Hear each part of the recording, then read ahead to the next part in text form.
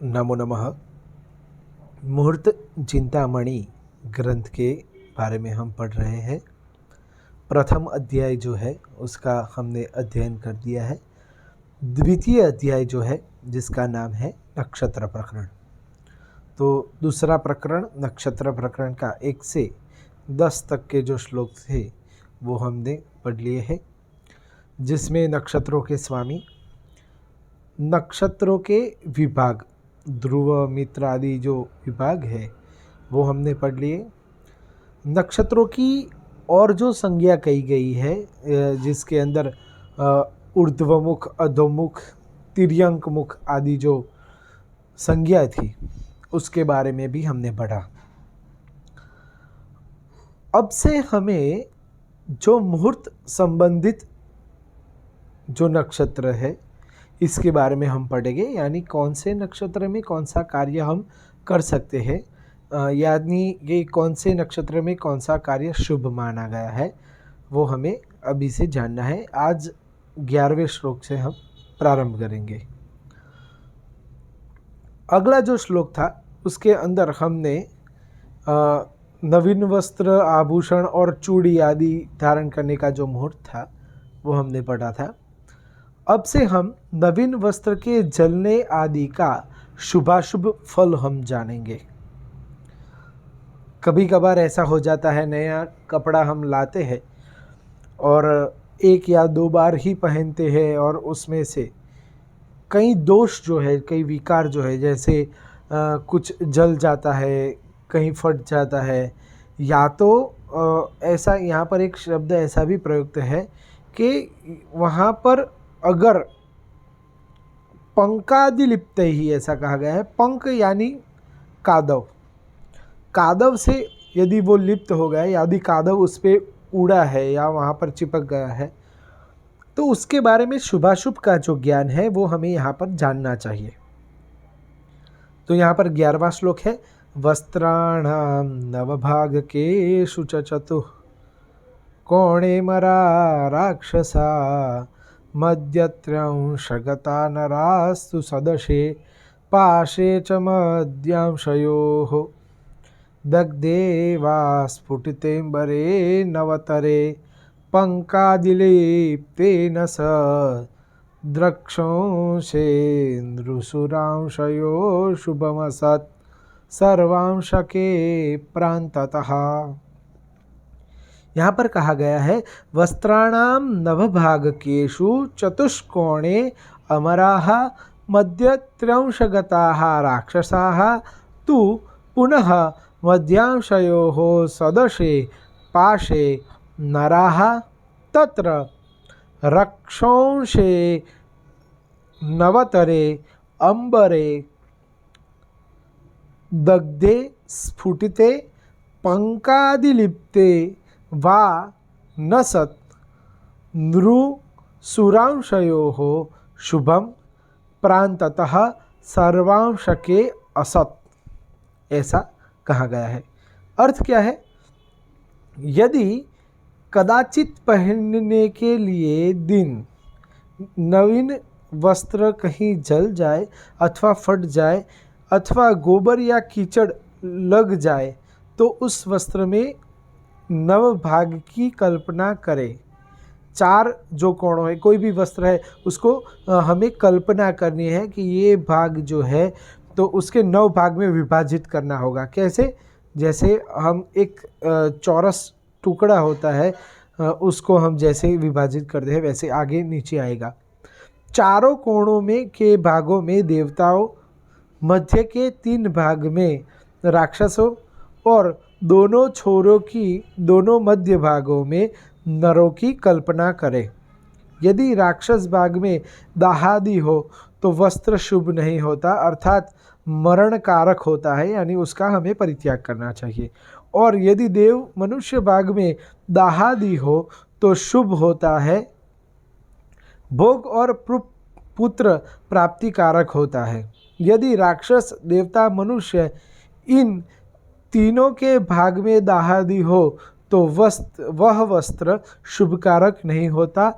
ऐसा ही विचार शय्या, आसन, खड़ाऊ इत्यादि में भी करना चाहिए। यहाँ पर दिखाया गया है, जैसे ये एक वस्त्र है, अब हम तो अभी जीन्स है, पैंट है, ऐसा हम पहनते हैं, तो उस वक्त ऐसा नहीं होता था, उस वक्त धोती या ऐसा कुछ पहना जाता था। तो अगर वो धोती है, धोत वस्त्र है, तो वो ऐसा ही लंबा आएगा। तो उसमें 9 भाग कल्पित कहे गए हैं, तो चारों छोरों पर देवता देवता देवता ऐसा शुभ शुभ शुभ उसका फल है।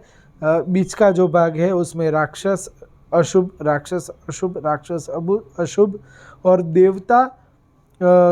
देवता के बीच में मनुष्य यानी पुरुष गण जो यहाँ पर दिया गया है, तो उसमें हमें जानना चाहिए। तो वैसे बीच से अगर फटा हुआ वस्त्र होगा तो हमें नहीं पहनना है।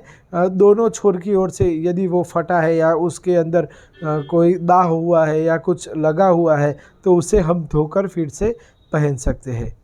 और यहाँ पर सब तरफ यदि वहाँ पर वो मैला या ख़राब ऐसा कुछ हो गया है, यदि वो फट गया है या तो उस पर कुछ लगा हुआ है या तो जल गया है, तो हमें उसका उपयोग नहीं करना चाहिए।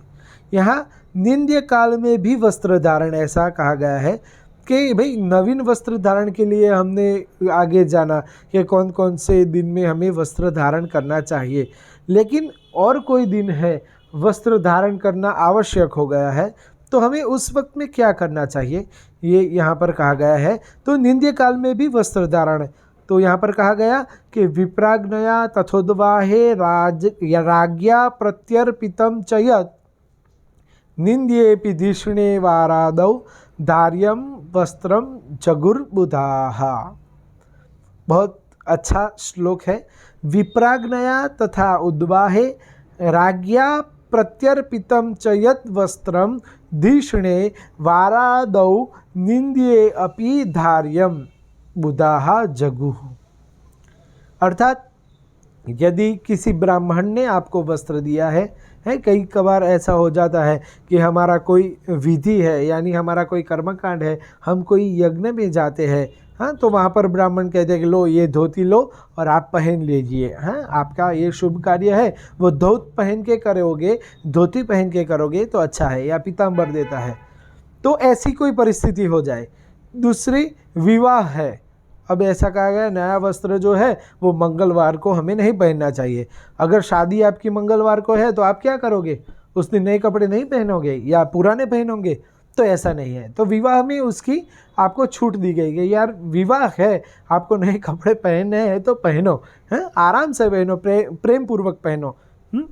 और तीसरी जो संभावना है वो है प्रीतिपूर्वक राज्ञा के दिए हुए वस्त्र। हाँ, कई कबार राजा हमें कपड़े देता है और कहते हैं कि लो भाई ये पहन लीजिए, आपके लिए है, तो हमें उस वक्त भी कोई शुभाशुभ आदि का विचार नहीं करना चाहिए, मुहूर्त का भी विचार नहीं करना चाहिए, क्योंकि ये जो है वो राजा के द्वारा दिया गया है। हाँ, तो वो निंद्य समय में भी, निंद्य नक्षत्र में भी, निंद्रवार आदि में भी धारण करना चाहिए, ऐसा जो पंडित जो है हमारे प्राच्य ऋषि आदि जो थे उन्होंने कहा है। राजदर्शन, मध्यारंभ और गो क्रय विक्रय का मुहूर्त यहाँ पर दिया गया है। राधा मूल मृदु ध्रुवर्क्ष वरुण क्षिप्रेर्लता पादपा रोपोथो नृपदर्शनम ध्रुव मृदु क्षिप्रश्रवो वासवैः तीक्ष्णो ग्राम्बुपभेषु मध्यमुदितं क्षिप्रान्त्यवन्हीन्द्रभा दित्येन्द्राम्बुपवासवेषु हि गवां शस्तः क्रयो विक्रयः। यहाँ पर कहा गया है कि विशाखा, मूल, मृदु संज्ञक अर्थात चित्रा, अनुराधा, मृगशिरा, रेवती एवं ध्रुव संज्ञक अर्थात तीनों उत्तरा, रोहिणी, शतभिषा और क्षिप्र संज्ञक अर्थात अश्विनी, पुष्य, हस्त, इन 14 नक्षत्र में लता और वृक्ष लगाना चाहिए, है। यानी आपको यदि बाग या बगीचा बनाना है तो इन समय में आप बना सकते हो। ध्रुव संज्ञक, मृदु संज्ञक, क्षिप्र संज्ञक, श्रवण, धनिष्ठा, इन 13 नक्षत्रों में राजा का दर्शन करना चाहिए। मूल, ज्येष्ठा, आद्रा, आश्लेषा, तीनों पूर्वा, मघा, भरणी, शतभिषा, इन नक्षत्रों में मध्यारंभ शुभ कहा गया है।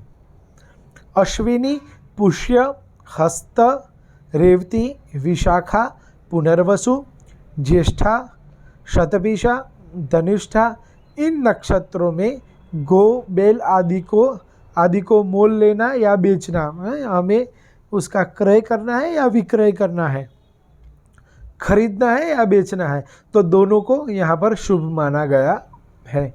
पशुओं के पालन के लिए यहाँ पर मुहूर्त दिए गए हैं। लग्ने शुभे चाष्टम शुद्धि संयुते रक्षा पशूनां निजयो निभेचरे रिक्ताष्टमी दर्शकुजश्रवो ध्रुवत् त्वाष्ट्रे सुयानम स्थितिवेशनम न सत्। यहाँ पर कहा गया है शुभ लग्न हो, लग्न से 8वें स्थान में कोई ग्रह न हो और अपनी योनि का नक्षत्र हो। योनि नक्षत्र विवाह प्रकरण के आगे हम पढ़ेंगे। तब पशु को पालना चाहिए अथवा चर अर्थात स्वाति, पुनर्वसु, श्रवण, धनिष्ठा, शतभिषा, इन नक्षत्रों में पशु का पालन करना चाहिए। आगे चौथी, नवमी, चतुर्दशी, अष्टमी, अमावस, मंगलवार या शुभ दिन जो कहे गए हैं, यहाँ मंगल का अर्थ हम शुभ दिन लेंगे, मंगलवार नहीं लेंगे। तो शुभ दिन श्रवण, तीनों उत्तरा, रोहिणी और चित्रा नक्षत्र में पशुओं को घर से बाहर ले जाना, गोष्ठ में बांधना और बाहर से घर में लाना शुभ नहीं माना गया है। तो इस समय में हमें इन नक्षत्रों में या इन तिथियों में हमें घर से बाहर नहीं ले जाना चाहिए, चरने के लिए या और कोई कार्य में ऐसा मानना चाहिए। लेकिन ये हमें मानना चाहिए स्पष्ट रूप से कि उस दिन यानी पहली बार अगर लाते हो या ले जाते हो तो इसके बारे में सोचना है। ये रोज़ रोज़ प्रतिदिन इसकी विचार करना नहीं चाहिए। औषध और सूची कर्म का मुहूर्त, यहाँ पर कहा गया है औषध यानी दवाई लेना, सूची कर्म यानी ऑपरेशन। अभी हम जो कहते हैं, यदि कोई आपके पास आए और बोले कि भाई हमें ऑपरेशन करना है तो ऑपरेशन के लिए कौन सा मुहूर्त अच्छा रहेगा, तो इसका भी हमें विचार करना चाहिए। तो उसे ही सूची कर्म कहते थे। पहले के ज़माने में जो शरीर होता था तो शरीर के अंदर जो विकार रहते हैं, किसी को चमड़ी का रोग हो गया या और कोई, तो जो हमारी नस होती थी जिसके अंदर से लोई प्रवाहित रहता है, वहाँ पर एक सूची लगाई जाती थी यानी सोई लगाई जाती थी और वो सुई के माध्यम से जो रक्त था उसे बाहर निकाला जाता था, जो दूषित रक्त होता है और जिससे हमारा जो दोष है वो दूर हो जाता था, जिसे शुचि कर्म कहा जाता है। आधुनिक युग में उसका भी बहुत सारा परिवर्तन हो गया है। भेषज्यं सल्लघुं मृदुचरे मृगभेद्यंगलग्ने शुक्रेन्द्विज्ये विधि च दिवसे चापि तेषां रवेश्च श्रुत्येरीश्वद्यूनमृतिगृहे सत्तिथौ नो जने भेर्शुचि कर्माप्यदिति वसुभत्वाष्ट्रामित्राश्विधिष्णे। ऐसा कहा गया है। अश्विनी, पुष्य, हस्त, चित्रा, मृगशिरा, अनुराधा, रेवती, श्रवण, धनिष्ठा, शतभिषा, स्वाति, पुनर्वसु, मूल, इन नक्षत्रों में द्विस्वभाव का लग्न में शुक्र, चंद्रमा, बृहस्पति और बुध लग्नों में हो। बुध जब लग्न में रहे।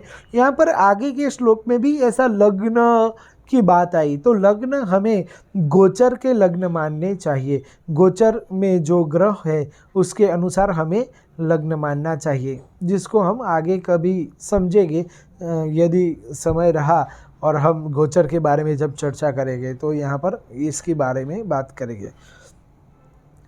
शुक्र, चंद्रमा, बृहस्पति, बुधवार, रविवार हो, लग्न से 12वें, 7वें, 8वें स्थान में कोई ग्रह न हो, रिक्ता और अमावस को छोड़ अन्य शुभ तिथियां हो तो औषध का सेवन करना शुभ है, परंतु जन्म नक्षत्र न हो। यहाँ पर जन्म नक्षत्र का त्याग कहा गया है। पुनर्वसु, धनिष्ठा, चित्रा, अनुराधा, अश्विनी इन नक्षत्रों में सिलाई कर्म, यहाँ पर कहा गया सिलाई कर्म भी हमें करना चाहिए। और क्रय विक्रय मुहूर्तों का परस्पर निषेध और क्रय मुहूर्त ऐसा कहा गया है। तो क्रयर्क्षे विक्रयो नेष्टो विक्रयर्क्षे क्रयोपि नः पौषणाम्बुपाश्विनी वातः श्रवश्चित्राक्रये शुभाः। यहाँ पर कहा गया है क्रयर्क्षे विक्रयो नेष्टः विक्रयक्षे क्रयः अपि न, यानी क्रयक्ष, क्ष यानी नक्षत्र।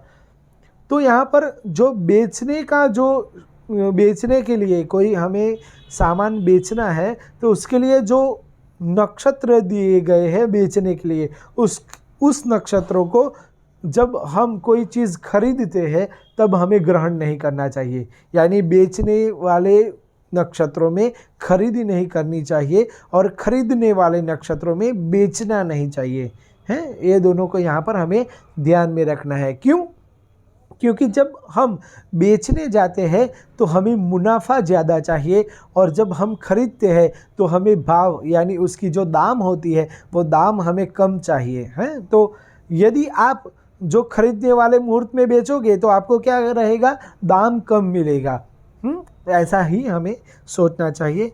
यहाँ पर वही कहा गया है कि मोल लेने के मुहूर्त में बेचना शुभ नहीं है और बेचने के मुहूर्त में मोल लेना शुभ नहीं है। यद्यपि मोल लेने वाला बेचने वालों के मुहूर्त में मोल नहीं लेगा तो बेचने वाला किसके हाथ बेचेगा। हाँ, यहाँ पर कहा गया है कि भाई जो क्रयण मुहूर्त है उसमें खरीदी नहीं करनी चाहिए और खरीदी में क्रयण नहीं करना चाहिए।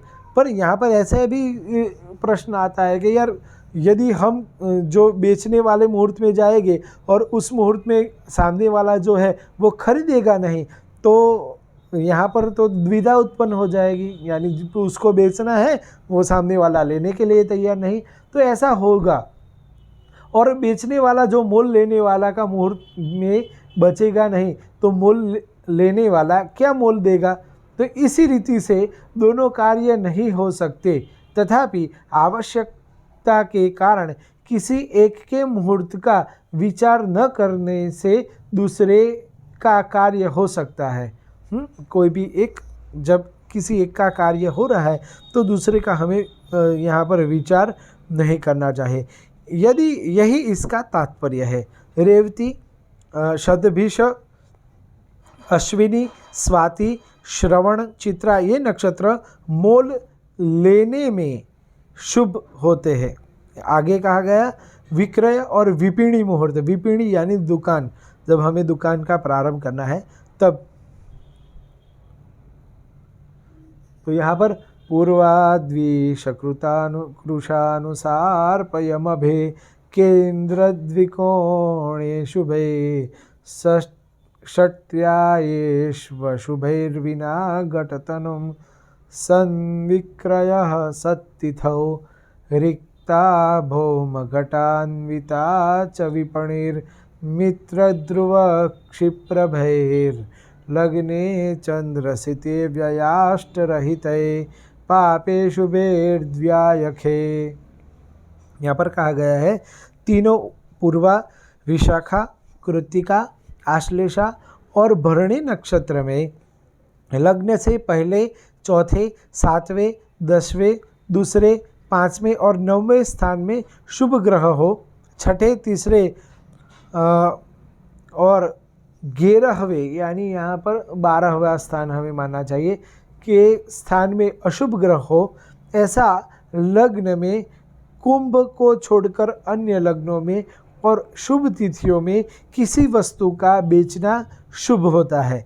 चित्रा, अनुराधा, मृगशिरा, रेवती, रोहिणी तीनों उत्तरा, अश्विनी, पुष्य, हस्त इन नक्षत्रों में चतुर्थी, नवमी, चतुर्दशी और शुभ दिन कुंभ लग्न को छोड़कर अन्य तिथि दिन और लग्नों में चंद्रमा और शुक्र के लग्न में रहते 12वें 8वें स्थान में पाप ग्रह के न रहते दूसरे 12वें 10वें स्थान में शुभ ग्रह के रहते बाजार का कार्य यानी बेचना, मोल लेना इत्यादि जो कार्य है वो हमें करना चाहिए। आगे घोड़ा और हाथी के कृत्य का मुहूर्त यहाँ पर कहा गया है। क्षिप्रान्त्यवस्विन्दुमरुज्जलेशा द्वितीयेश्वरिक्तारदिने प्रशस्तं स्याद्वाजिकृत्यं त्वतः स्थिकृत्यं कुर्यान् मृदुक्षेप्रचरेषु विद्वान्। अर्थात अश्विनी, पुष्य, हस्त, रेवती, धनिष्ठा, मृगशिरा, स्वाति, शतभिषा, पुनर्वसु इन नक्षत्रों में चौथी, नवमी, चतुर्दशी को छोड़ अन्य तिथियों में, मंगल को छोड़ अन्य दिनों में घोड़ों का कृत्य अर्थात बेचना, मोल लेना, चढ़ना इत्यादि शुभ माना जाता है। चित्रा, अनुराधा, मृगशिरा, रेवती, अश्विनी, पुष्य, हस्त, श्रवण, धनिष्ठा, शतभिषा, पुनर्वसु, स्वाति इन नक्षत्रों में हस्तियों का कार्य करना अर्थात बेचना या तो लेना अथवा तो उसके ऊपर चढ़ना है, उसकी सवारी करना आदि यहाँ पर शुभ माना जाता है। भूषा घटनादि का मुहूर्त यहाँ पर दिया गया है। स्याद्भूषा घटनम त्रिपुष्करचर क्षिप्रध्रुवे रत्नयुग तत्तीक्ष्णोग्रविहीन भैरविकुजे मेषालिसिंहे तनौ तन्मुक्ता सहितं चरध्रुवमृदु क्षिप्रे शुभे सत्तनौ तीक्ष्णोग्राश्विमृगे द्विदैवदहने शस्त्रं शुभम घट्टितम। यहाँ पर कहा गया है त्रिपुष्कर योग। यहाँ पर जो आगे का जो प्रकरण है इसी प्रकरण में आगे जो श्लोक है उसमें आएगा में उसके अंदर और श्रवण, धनिष्ठा, शतभिषा, पुनर्वसु, स्वाति, पुष्य, अश्विनी, हस्त, रोहिणी तीनों उत्तरा इन नक्षत्र में आभूषण बनवाना अथवा धारण करना चाहिए। यदि आभूषण रत्नों से युक्त हो तो मूल, ज्येष्ठा, आर्द्रा, आश्लेषा तीनों पूर्वा, भरणी, मघा को छोड़कर अन्य नक्षत्रों में रविवार और मंगलवार में मेष, वृश्चिक, सिंह लग्न में बनवाना और धारण करना चाहिए। आगे कहा गया है चर संगनक, ध्रुव संगनक, मृदु संगनक, क्षिप्र संगनक नक्षत्रों में सोमवार, शुक्रवार में कर्क, वृष, तुला लग्न में मोती युक्त और चांदी के आभूषण बनवाना और उसका धारण करना चाहिए। मूल, ज्येष्ठा, आद्रा, आश्लेषा तीनों पूर्वा, भरणी, मघा, अश्विनी, मृगशिरा, विशाखा, कृत्तिका इन नक्षत्रों में हथियार धारण करना और बनवाना शुभ माना जाता है। आगे मुद्रापातन और वस्त्र क्षालन मुहूर्त। क्षालन यानी धोना।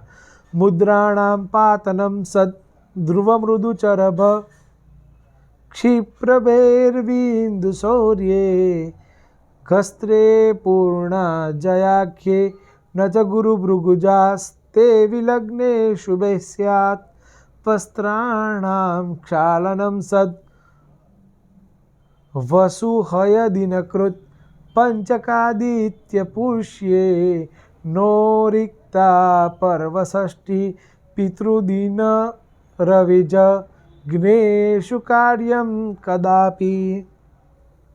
यहाँ पर कहा गया है ध्रुव संगनक, मृदु संगनक, चर संगनक, क्षिप्र संज्ञक नक्षत्रों में सोमवार, शनिश्चर को छोड़कर यानी शनिवार को छोड़कर अन्य दिनों में पंचमी, दशमी, पूर्णमासी यानी पूनम, तीज, अष्टमी, त्रयोदशी, इन तिथियों में बृहस्पति और शुक्र के अस्त काल को छोड़कर लग्न में शुभ ग्रहों के रहते मुद्रा पातन अर्थात राज चिन्ह युक्त, जब सिक्के राजा अपने खुद के चिन्ह वाले सिक्के बनाते थे तब की बात है, तो राज चिन्ह युक्त मुद्रा डलवाना और खजाना में जमा करना शुभ माना गया है।